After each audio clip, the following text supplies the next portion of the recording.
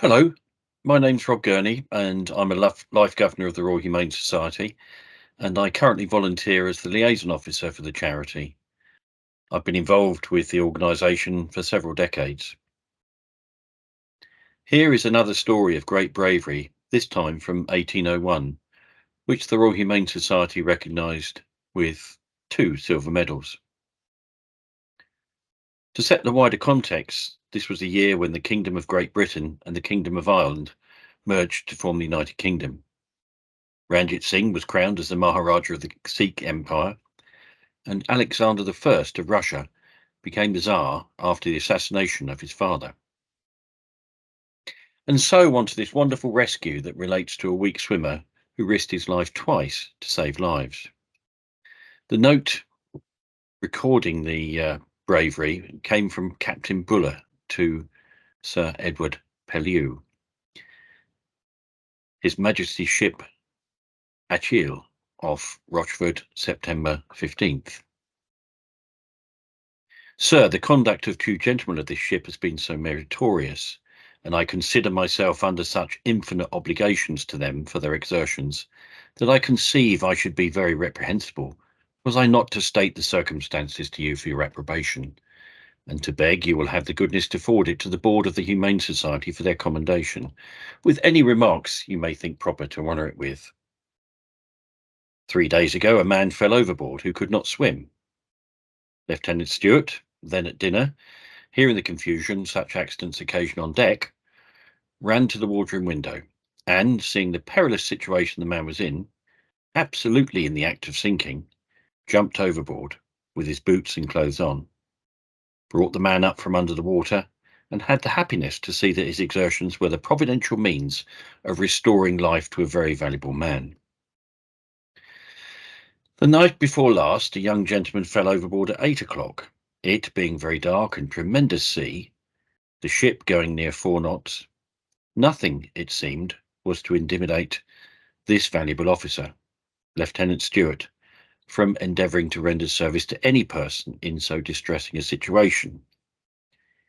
He jumped overboard, attended by Mr. Fitzgerald the purser, and, after swimming about in different directions for 20 minutes, they had the good fortune to recover an only and valuable youth who was several feet under water.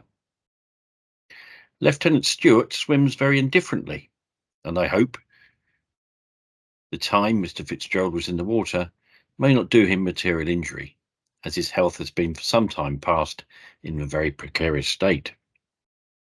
From the darkness of the night, and the ship going so fast through the water, obliges me to think it one of the boldest undertakings I have ever witnessed, and I trust it will be considered by you highly commendable, and worthy of being known by you to the Lord Commissioners of the Admiralty and the Royal Humane Society. E. Buller, Captain. On Captain Buller's recommendation, both Stewart and Fitzgerald were awarded the Royal Humane Society's Medal in Silver. An interesting coda to this act of gallantry was recorded 25 years later, giving further details as to the identity of the boys saved from drowning.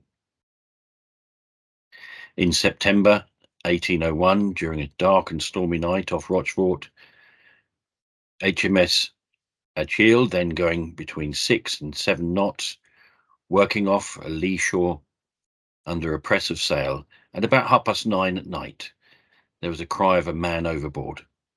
Mr. Fitzgerald, who was sitting at the wardroom table, instantly sprung upon the rudder-head, threw up the wardroom window, and jumped into the sea. Before a boat could be lowered, he had gone so far astern as to be out of sight. However, most fortunately, and indeed miraculously, the boat at length found him, together with a little boy whose life he was instrumental in saving,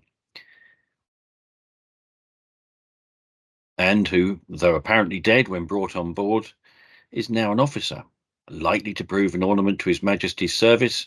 He is the brother to Colonel Seal of Mount Boone near Dartmouth. Mr. Fitzgerald, as may be supposed, was nearly exhausted when taken up by the boat. I conducted my own research into this story, and I was unable to find out what had happened to Lieutenant Stewart. But Captain Buller went ashore during the Peace of Amiens and was elected as Member of Parliament for East Looe in 1802.